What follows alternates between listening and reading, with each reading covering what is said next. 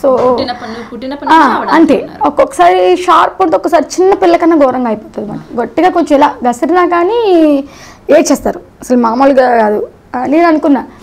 తర్వాత అక్కడ చాలా డిప్రెషన్కి వెళ్ళిపోయి 40 హాస్పిటల్లో పనిచేస్తాను కదా, 48 టాబ్లెట్స్ తెచ్చుకొని టాబ్లెట్స్ వేసుకొని కటింగ్ చేసుకొని అసలు నాకేం వెళ్ళిపోవాలని ఇంకా తన దగ్గరికి చేశాను. చేసి హ్యాంగింగ్ చేసేసుకున్నాను మొత్తం. అప్పుడు అంత కట్ అయిపోయింది నాకు ఈ సైడ్స్. అది చివరి క్షణాల్లో మా పక్కింటి వాళ్ళంతా వచ్చి బతికిస్తే నాలుగు కూడా కట్ అయిపోయింది. అప్పుడు హాస్పిటల్కి తీసుకెళ్లారు. అప్పుడు బతికిందని భయం వేసింది మా నాన్నగారికి. ఇంకా ఇక్కడ ఉంటే లాభం లేదు, దీని మైండ్ డైవర్ట్ చేయాలి ఫస్ట్ అనుకున్నారు. అప్పుడే విజయ్ కుమార్ బాబు గారు అని చెప్పాను కదా, నాన్నగారు ఫ్రెండ్ అనమాట. అప్పుడు హైదరాబాద్ తీసుకెళ్ళండి, కొంచెం ఇక్కడ ఉంటే కొంచెం ఇదిలా ఉందని చెప్తే సరే పంపించండి. నా ఫస్ట్ టైం నాకు మా ఊరు నుంచి రాజమండ్రి వెళ్ళాలన్నా భయం. అంటే రాజమండ్రి వెళ్ళినా మాకు హైదరాబాద్లో ఉండేది అప్పుడు. సో తీసుకొచ్చారు. ఏం చేస్తామంటే అప్పుడు నేను 6th 7th వరకు చదివాను. చదువు కూడా ఎక్కేది కాదు, 7th కూడా రాయలేదు నేను. సరే అసిస్టెంట్ డైరెక్టర్గా చేస్తావా అని అడిగారు. అప్పుడు సినిమా చేస్తున్నారు ఆకుముద్ది క్రియేషన్స్ బాబురావు గారు. చేస్తానండి. హైదరాబాద్ వచ్చాక కొన్ని రోజులైతే ఇంట్లో నుంచి బయటికి రాలేదు. తర్వాత వచ్చాను, షూటింగ్ తీసుకొచ్చేవారు మామగారు. అలాగే సరే వచ్చాను. వచ్చిన తర్వాత అసిస్టెంట్ డైరెక్టర్గా చేస్తావా అంటే నాకు ఎక్కువ రాయడం రాదండి, అదే అప్పటికి బట్టలు కాస్ట్యూమ్స్ చూసుకుంటాను కావాలి అని చెప్పేసి ఆయనతోనే కూడా ఉండి అసిస్టెంట్గా ఎవరి కాస్ట్యూమ్స్ ఏంటో అని చెప్పి. ఇంకోటి ఏంటంటే నాకు సరిగ్గా ఒత్తులు రావు, నేను రాసింది పక్క వాళ్ళకి అర్థం కాదు, నేను మానేస్తే ఆయనకి ప్రాబ్లం. సో అక్కడి నుంచి నేనే ఇంకా అసిస్టెంట్ డైరెక్టర్ కొన్ని రోజులు ఉన్నాను. తర్వాత లవ్ లెటర్ అనే ఒక మూవీకి చేస్తున్నప్పుడు కళచిత్రం గారికి వైఫ్ రావాలి ఒక ఆవిడ, రాలేదు. వెయిట్ చేస్తున్నారు. ఇంతకుముందు నేను ఊర్లో అలరతాయిగా తిరిగినప్పుడు ఉదయభావన్ లిమిటెడ్ చేసుకుని తిరిగేదాన్ని నేను, ఒక చిన్న మైక్ కొనుక్కుని అలాగా. బావగారు అన్నారు నువ్వు చేయొచ్చు కదన్నారు. నేను చేయనంటే నేను ఎంత చేస్తాను చేయనంటే లేదు నువ్వు చెయ్యి, అమ్మాయి రావట్లేదు, బడ్జెట్ ఇంత వేస్ట్ అయిపోద్ది, క్లైమేట్ లైట్ పోద్ది ప్రాబ్లం అమ్మా అంటే సరే అని ఒప్పుకున్నా. ఫస్ట్ మూవీ లవ్ లెటర్, అందులో నాది పాకిజా గెటప్, ఆయన సోమన్ బాబు గెటప్, బ్యాచిలర్స్ అంతా ఉంటారు, అది చేశాను. ఫస్ట్ ఆర్టిస్ట్గా అంటే అది చేశాను. తర్వాత చాలా వచ్చాయి. మన ఈయన రామ్ సత్యనారాయణ గారు అయ్యి ఒకటే అనుకున్నా, సరే మనం శరీరాన్ని ఒకరికి అర్పించట్లేదు, శరీరాన్ని చూపించడం తప్పే ఉంది అన్నట్టుగా నేను వ్యాంప్ రోల్స్ చేశాను, ఐటెమ్ సాంగ్స్ చేశాను. సో ఒకటే అనుకున్నా, మనం దొంగతనం చేయట్లేదు, సో వేరే ఏ తప్పు చేయట్లేదు, ఒళ్ళు అవి చూపించుకుంటే తప్పే ఉంది, పొట్ట కోసం మనం కష్టపడడం తప్పే ఉందని మైండ్ డైవర్ట్ చేసుకున్నా. అప్పుడు షకీల మూవీ చూసేదాన్ని. అంటే ఆవిడ కోసం విన్నాను, అవును ఆవిడ వృత్తి అది, ఆవిడ ఇంకేం చేయలేదు, సో ఇచ్చేస్తుంది. మనం అంతే, మన దగ్గర ఇప్పుడు ఉంది ఏందా చూపించుకుంటే మనకి బతకగలం, కానీ మనం లేని ఇప్పుడు కావాలంటే ఆశిస్తే రాదు కదా అని ఆ మైండ్లో వెళ్ళి పరిస్థితి కూడా ఫైనాన్షియల్ ఇంకా నేను ఒకదాన్ని ఇంటికాడ నేను చూసుకోవాలి అమ్మ వాళ్ళని. సో ఇక్కడికి వచ్చి ఇక్కడ బతకాలంటే ఒక ఇంట్లో నేను బతకలేను, వాళ్ళకు కూడా భారమే కదా. సో అని చెప్పేసి నేను అప్పటి నుంచి రామ్ సత్యనారాయణ సినిమాలు చేయడం, ఆ రైటర్ గారు ముందే అసలు స్టోరీ రాశారంటే మల్లిక ఉండాలి అందులో, అలా నెలకే 4-5 సినిమాలు చేసేదాన్ని అప్పుడు. అంత ఇదిగా ఐటమ్ సాంగ్స్ కానీ సాయి కుమార్ గారితో, సుమన్ గారితో, గూఢచారి 116, బుల్లబ్బాయి, క్షణం మూవీ, ఇంకా చిన్న చిన్న సినిమాలు ఎక్కువ అప్పుడు, ఇప్పుడు లేవు కానీ అప్పుడు ఎక్కువ ఉండేది. తర్వాత ఇంకా అలా నడుస్తూ ఉంది. తర్వాత బొమ్మరిల్లు సీరియల్ అప్పుడు మళ్ళీ అశోక్ గారు అడిగారు, అప్పుడు చేశాను బొమ్మరిల్లు. తర్వాత కృష్ణ అవతారాలు, మిస్టర్ రోమియో, పండుమిరపకాయ, ఇలా చిన్న చిన్న క్యాట్స్ మనకి ఎంత గుర్తింపు వచ్చిందైతే లేదు, అవి చేశాను. సినిమాలు అంటే గోపి గొడవ పిల్లి, ఎమగోల్ మళ్ళీ మొదలైంది, ఊకొడతరులకు పడతారు, యాక్షన్ 3D, నా యాక్షన్ 3D లాస్ట్, నాకు నిద్రపోయే వేళ, ఇవి చేశాను సినిమాలు. ఇంకా అప్పుడు ఈ సీరియల్ మీద ఇంట్రెస్ట్ అయిపోయి సినిమాలు వద్దనుకున్నా. ఫస్ట్ టైం సినిమాల టైం మనకి బాగుంటుంది, అమౌంట్ బాగుంటుంది, కాస్ట్యూమ్స్ ప్రాబ్లం లేదు అనుకున్నా. ఇప్పుడు నిజంగా నా అన్నీ చూస్తే బట్టలు అవి చాలా ఇదిగా ఉంటాయి, మన రూమ్లో మిగిలేదే బట్టలు డబ్బు కన్నా, అలా అయింది. ఇప్పుడు ప్రస్తుతానికి ఏంటంటే తగ్గడం కూడా ఒక రీజన్ ఏంటంటే మానసిక బాధ, అమ్మకి ఆరోగ్యం బాగుంటలేదు, అవి నడవలేకపోతున్నారు అసలు. చిన్నప్పటి నుంచి నువ్వే చూసుకుంటున్నావు కదా అమ్మ? చిన్నప్పటి నుంచి అమ్మ చూసుకుంటా. ఇంకప్పుడు అందుకే నేను పెళ్లి చేసుకోవడానికి కారణం కూడా నాకు అమ్మ, నా కూతురు అంతే. కానీ నీ లవ్ స్టోరీ అయిపోయి ఇంకా 15 సంవత్సరాలు అయిపోయింది, ఇప్పటికీ పెళ్లి చేసుకోలేదు? లేదు. అమ్మ కూడా కోరుకుంటుంది కదా పెళ్లి చేసుకోవాలి, అమ్మ అడుగుతుంటారు. చెంచు పెళ్ళిని ఎప్పుడు చూడబోతుంది? నేను ఒకటే ఫీల్ అవుతున్నా, ఎందుకంటే ఇప్పుడు అందరూ వైఫ్ అండ్ హస్బెండ్ పని చేస్తే కానీ ఇల్లు గడవట్లేదు ఇప్పుడున్న జనరేషన్లో. సో తను వచ్చిన ఆయన మా అమ్మని చూస్తారని గ్యారంటీ తనైతే ఇవ్వడు. నేను ఇప్పుడు వెనకాల నాకు వెనకాల ₹1 లేదు, ఇప్పుడు నాకు వచ్చింది నేను కట్టుకుంటా, నేను తింటా, పోనీ నేను చేసుకుని వెళ్ళిపోతే నేను వెనకాల ఉంది అమ్మకి ఇద్దామన్నా నాకు లేదు. మా ఊర్లో సొంత ఇల్లు లేదు, ఇక్కడ లేదు, అద్దిల్లే. ఇప్పుడు నేను అమ్మ వదిలేసుకుని చేసుకోలేను, చేసుకున్నా మనశ్శాంతిగా ఉండలేను. ఎందుకంటే అమ్మకి పంపించలేము. 1 నెల పంపిస్తాం, 2 నెలలు పంపిస్తాం. బాబా దేవాలు మంచోడు వస్తే ఓకే, రాకపోతే చేసుకుని వదిలేసింది మొగుడిని మాట కన్నా చేసుకోకుండా ఉంటే బెటర్ కదా అని ఆలోచించి ఉండిపోయా. అలా మంచివాడు వస్తే నువ్వు ప్రయత్నించలేదా? ప్రయత్నించాను, చాలా మంది ప్రపోజ్ చేశారు. అవును, అదే అనుకున్నాను వాళ్ళతో కూడా, కానీ బట్ వాళ్ళు చూసి స్తోమత లేదు. అంటే ఏంటంటే ప్రేమ ఉంది, నా దగ్గర ప్రేమ ఉంది, ఎక్కడ ప్రేమ ఉంది, కానీ అమ్మని ప్రేమించే ప్రేమ, అమ్మని పోషించగల ప్రేమ, నాకు 3 పూట్ల పెట్టగల ధైర్యం నాకు కనపడలేదు. చేశారు, ప్రపోజ్ చేశారు. ఇద్దరితో నేను చేసుకుందాం మ్యారేజ్ వరకు వెళ్ళాము. అప్పుడే వద్దు మీ సెటిల్ అయ్యాక అనుకున్నా, కానీ సెటిల్ అయ్యి నాకు రీజన్స్ కనిపించలేదు.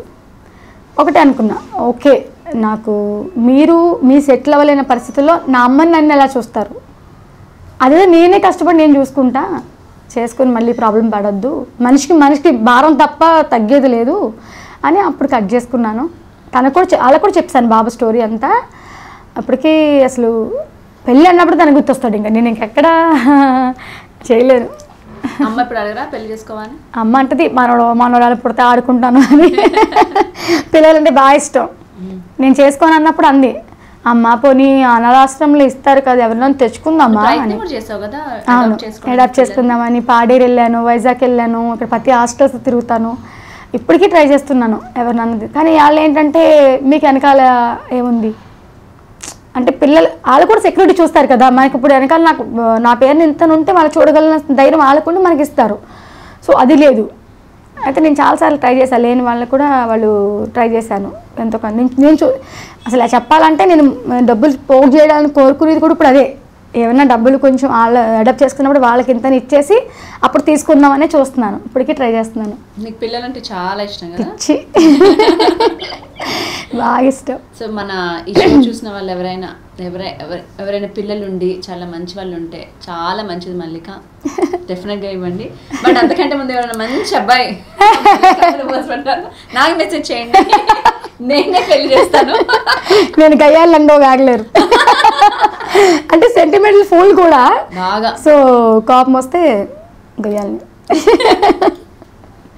మరి నువ్వు స్కిన్ షో చేసినప్పుడు కానీ, స్కిన్ షో లాంటి క్యారెక్టర్స్ చేసినప్పుడు కానీ మనం అసలే అమ్మాయి అంటేనే చాలా బర్డన్ ఉంటుంది. అప్పట్లో ఇంకా ఉంది, అప్పట్లో ఇంకా ఉంటుంది. సో చాలా ప్రాబ్లమ్స్ ఫేస్ చేసి ఉంటాయి. చాలా అంటే నేను 1.5 years మా ఊరు వెళ్ళకపోయాను. అంటే వాళ్ళు చేసినప్పుడు ఇక్కడ ఏమంటారంటే ఇక్కడ రిలీజ్ కాదు, చెన్నై సైడ్ రిలీజ్ అవుతుంది, ఇక్కడ రిలీజ్ అవ్వదని చెప్తారు మనకి. సో అది బ్లౌజ్ ఉంటుంది, పెట్టికోట్ అలా ఉంటుంది. సో నేనేమనుకున్నా, మనకు కావాల్సిన డబ్బులు, నేను అంతకుమించి తప్పేం చేస్తున్నాను, ఇల్లు గడవాలి అన్న ఆలోచన తప్ప నాకు తప్పు అని అప్పుడు తెలియలేదు. తర్వాత మా ఊర్లో మా నాన్నగారు ఉండే స్టాండ్ దగ్గర ఒక పోస్టర్ వేశారు, ఊర్లో సొంత ఊర్లో. అప్పట్లో మా చుట్టాలు ఎవరు మాట్లాడేవారు కదా, ఆల్రెడీ ఈ లవ్ విషయంలోనే నేను ఇలా ఉండను, అప్పుడే మాట్లాడడం మానేశారు. తర్వాత ఆర్టిస్ట్ అయ్యాక అందరూ మాట్లాడేవారు. తర్వాత ఈ పోస్టర్ పడాక నేను 1.5 సంవత్సరం తలెత్తుకోలేకపోయాను. ఇక్కడ నాకు ఆ ఫీలింగ్ రాలేదు, తెలియలేదు. ఇదే జాబ్ చేసుకోవాలన్నా ఉన్నాను. కానీ ఊరి నుంచి నాకు ఫోన్లు వస్తున్న ప్రతిసారి తెలియని ఒక ఫీలింగ్, తప్పు చేశానా, నేను తప్పు చేశానని మానేస్తే వాళ్ళు వచ్చి నాకు పెడతారా? పెట్టరు కదా. మరి రేపొద్దున ఏంటి పరిస్థితి, ఇక్కడ మన రెంట్లు ఎలా ఉంటాయి, అవన్నీ ఆలోచించుకున్నాను ఒకసారి. ఒక నైట్ అంతా నాకు, ఒక నైట్ కాదు, ఒక నెల అంతా నాకు నిద్ర లేదు, టెన్షన్.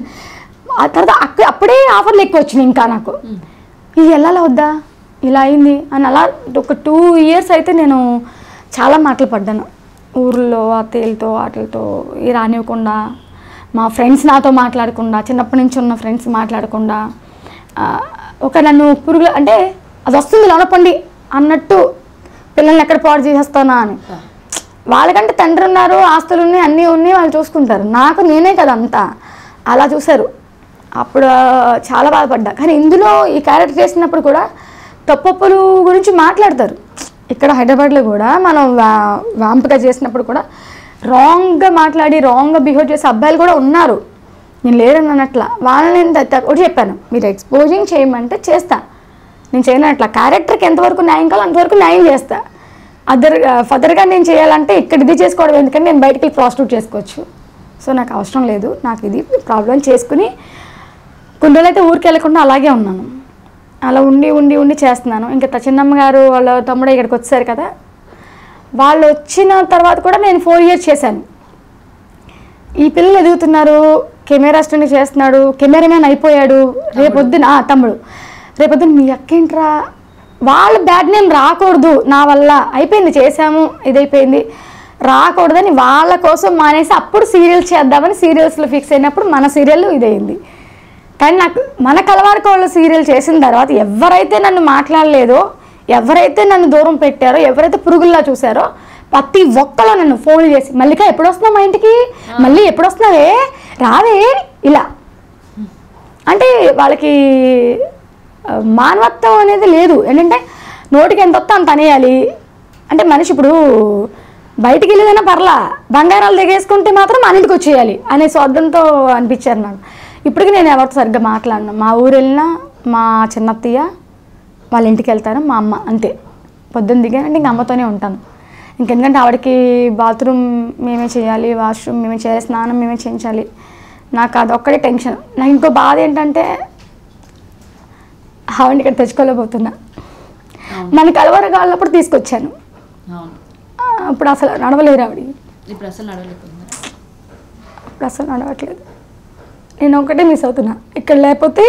ఇప్పుడు మన ఇండస్ట్రీలో ఒక సీరియల్ కనపడకపోతేనే లేదు అంటారు, వచ్చే ఛాన్సులు పోతాయి.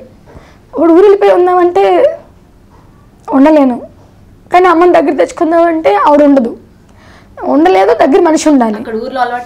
ఉండలేరు, ఎందుకంటే అక్కడ అమ్మ అంటే పక్క వాళ్ళంతా వచ్చి ఏమైందమ్మా అంటారు. ఇక్కడ ఎవరి కొంపుల్లో వాళ్ళు ఉండి ఎవరు పట్టించుకోరు. నాకు మెయిన్ అమ్మ టెన్షన్, అమ్మ బాధ, దగ్గర లేకపోతున్నా నేను, చూసుకోలేకపోతున్నాను అని. నువ్వు చేసినప్పుడు అమ్మ నాన్నకు తెలుసా నువ్వు వాళ్ళని క్యారెక్టర్స్ చేస్తున్నావు అని? తెలీదు, షూటింగ్ చేస్తున్నాను అంతే తెలుసు. ఇప్పటికి అప్పుడు తెలుసు, ఆ పోస్టర్ ఎప్పుడైతే పడిందో అప్పుడు తర్వాత తెలుసు. ఆ తర్వాత ఇంకా తమ్ముడిని పంపించిన తర్వాత ఇంకా నేను మానేశాను కదా, ఇంకా చేయనని చెప్పాను, అది చేయలేదు. తర్వాత అంటే ఇక్కడ ఉంటున్నావు, అట్లీస్ట్ వాళ్ళ ఆ ఊర్లోనే ఉండాలి. నిన్ను అంటే వాళ్ళని పిచ్చింగ్ చేస్తారు. అవును, నాన్నగారిని చాలా మంది, ఆయన ఉండేది ఆర్టీసీ ట్యాక్సీ కదా కారు, చాలామంది చాలా రకాలుగా మాట్లాడారు, చాలా ఇచ్చేస్తారు. ముందు అందుకే చెప్తున్నా, నన్ను అర్థం చేసుకుని నన్ను ఏమనకుండా జనాన్ని పాప మాటలు పడి నన్ను ఇప్పటికీ ఏమనరు, అమ్మ అమ్మ అమ్మ అంటారు. నేను నాన్నగారండి అంట. నన్ను ఎప్పుడు ఒక కొడుకులా చూసుకుని ఫస్ట్ మా నాన్నగారికి పాదాబంధనం చేయాలి.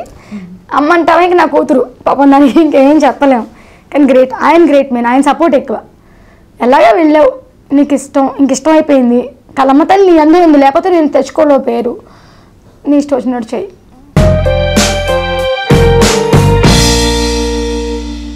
బాగుందా ఆ సీన్, బాగా చేసావా, నువ్వు చేసే జాబ్ ఏంట్రా, నీకు అది గురువు, నాకు ఇచ్చే జాబ్ నాకు గురువు ఇది, నేను వాళ్ళు చూపించుకున్నాక వాళ్ళు అమ్ముకోవట్లేదు, పిచ్చి పిచ్చి నాటకాలు దబ్బొద్దు, ఫోన్ పెట్టి చేశాను చూసావా, చూసుకో ఎంజాయ్ చేసుకో, నన్ను ఎందుకు అడుగుతున్నావు, ఇలా చూస్తే చూడరా ఎంజాయ్ చెయ్యి, నన్ను ఎందుకు మళ్ళీ మధ్య దబ్బుతున్నావు.